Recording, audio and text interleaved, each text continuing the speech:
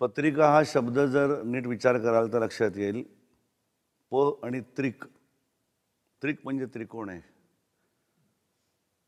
प्रकाश हा त्रिकोणांच्या माध्यमातून 12 घरांमधनं जेव्हा विशिष्ट पद्धतीने फिरतो तेव्हा जी आकृती तयार होते ना त्याला म्हणतात पत्रिका. जेव्हा तुम्ही जन्माला येता तेव्हा जन्माला आल्यानंतर तुम्ही तुमचं आयुष्य कशा तऱ्हेचं जगणार आहात याचा ढोबळमानानं आराखडा म्हणजे तुमची पत्रिका असते. ठीक आहे. या पत्रिकेमधले जे ग्रह आहेत, नवग्रह आहेत, हे ग्रह नेमकं दाखवतात काय? तो ग्रह कुठल्या घरामध्ये आहे याप्रमाणे त्याची शुभाशुभ फलं म्हणजे काय शुभ फलं देऊ शकतो किंवा काय अशुभ फलं देऊ शकतो ह्याचं वाचन म्हणजे पत्रिकेचं वाचन असतं.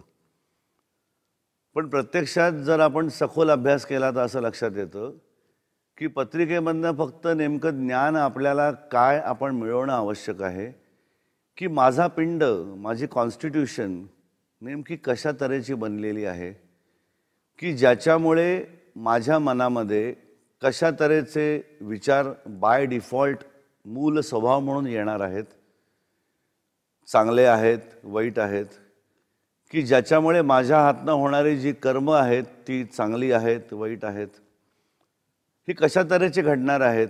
आणि ही 12 घरांमधनं म्हणजे वेगवेगळ्या 12 म्हटलं तर परिस्थिती आहेत, 12 वेगवेगळे विषय आहेत. ह्या प्रत्येक विषयाशी निगडीत माझ्या हातनं चांगलं काय घडायची शक्यता आहे, वाईट काय घडायची शक्यता आहे. जर चांगलं घडलं तर त्याची फळं चांगले मिळणार आहेत, वाईट घडलं तर त्याची फळं वाईट मिळणार आहेत. जर आपण नीट अभ्यास केला आणि आपल्याला जर आधीच कळलं की बाय डिफॉल्ट माझ्या हातनं ही चांगली कर्म घडू शकतात. म्हणजे अशी कल्पना करा, तुम्ही होडीमध्ये बसलाय आणि तुम्हाला आधीच कळलं की मला ज्या दिशेला जायचं आहे त्याच दिशेनं वारा वाहतोय, तर तुम्ही थोडा जास्त प्रयत्न केलात तर डेस्टिनेशनला लवकर पोचाल ना. हे जसं आहे तसंच आहे की माझ्या आतमध्ये, माझ्या पिंडामध्ये, माझ्या मनोवृत्तीमध्ये, माझ्या मूळ कॉन्स्टिट्यूशनमध्ये, माझ्या मूळ स्वभावात, माझ्या मूळ प्रकृतीत हे चांगले विचार आहेत. मग त्याच्यामध्ये जर मी वाढ केली तर नॅचरली, स्वभावतः, सहजगत्या आपोआपच त्याची चांगली फळं मला जास्त मिळणार आहेत. आणि मला जर आधीच माहिती आहे माझ्या पिंडामध्ये ह्या ग्रहांच्या पोझिशनमुळे हे चुकीचे विचार येऊ शकतात. थोडक्यात बचके रहणारे बाबा बचके रहणारे. म्हणजे हे विचार जर मी आधीच जाणून घेतलं की माझ्या मूळ प्रवृत्तीतच आहेत, हे जर जाणून घेतलं आणि त्याचं जर ज्ञान मनामध्ये नीट सखोल साठवलं तर आपण ते विचार टाळू शकतो. स्वतःला सांगू शकतो की अरे हां, माझी अमुक अमुक रास आहे ज्यामुळे मुळातच माझा राग नावाची गोष्ट खूप आहे आणि रागामुळे मी चुकीचं बोललो तर परमनंट डॅमेज होऊ शकतो, माझी नोकरी जाऊ शकते किंवा अजून काही होऊ शकतं, एखाद्या चांगल्या मित्राला मी कायमचा शत्रू म्हणून क्रिएट करू शकतो. हे जर आधीच माहिती असेल तर मनुष्य वाणीवरती ताबा ठेवेल, होय की नाही. म्हणजे थोडक्यात काय की पत्रिका जाणून घ्यायची म्हणजे नेमकं करायचं काय, तर आपल्या पत्रिकेमध्ये चांगलं काय आहे, वाईट काय आहे, चांगल्यामध्ये वाढ कशाने करता येईल आणि वाईट गोष्टी टाळता कशा येतील, हा मूळ विचार ठेवून मुळात पत्रिकेकडे स्वतःच्या पाहायला शिकायचं. ठीक आहे.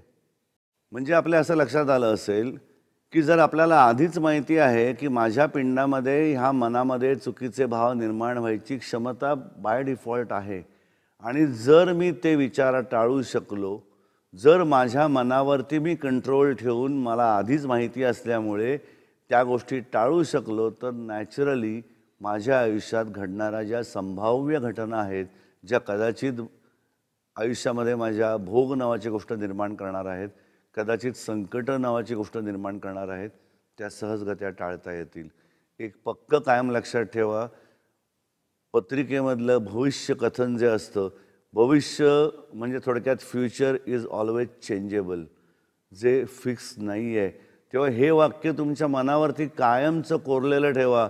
ज्योतिषाने काहीही सांगितलं असलं, भले चांगलं सांगितलेलं असलं की तुमच्या पत्रिकेत लिहिलेलं आहे की हा मोठा संत होईल, राजा होईल, तुमच्या हातनं योग्य कर्म त्या दृष्टीने प्रयत्न नाही घडले तर त्यातलं चांगलं गोष्ट पण घडणार नाही आणि वाईट गोष्ट पण तुम्ही टाळू शकणार नाही.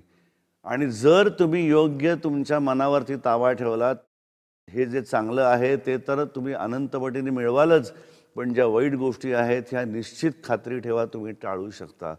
आणि त्यासाठी लागतो तो तुमच्या मनावरचा ताबा. तुम्हाला जन्माला घालताना तुमचं भविष्य तुम्ही निर्माण करायची क्षमता तुम्हाला दिलेली आहे, ज्याला मनःशक्ती म्हणतात. पण ह्या मनाची शक्ती मिळते कुठनं? तर फक्त आत्म्याकडनं मिळते.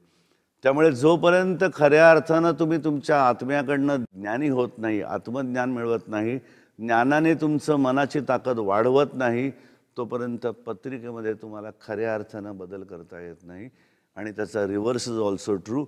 ज्या क्षणी तुम्ही ही शक्ती तुमच्या आत्म्याकडनं मिळवता, तुमची संपूर्ण पत्रिका तुम्हाला बदली करायचा पूर्ण अधिकार तुमच्या परमेश्वर म्हणा, नियती म्हणा, डेस्टिनी म्हणा, गॉड म्हणा, जे म्हणायचं ते म्हणा, हा संपूर्ण अधिकार तुम्हाला दिलेला आहे, ह्याचं कायम स्मरण ठेवा.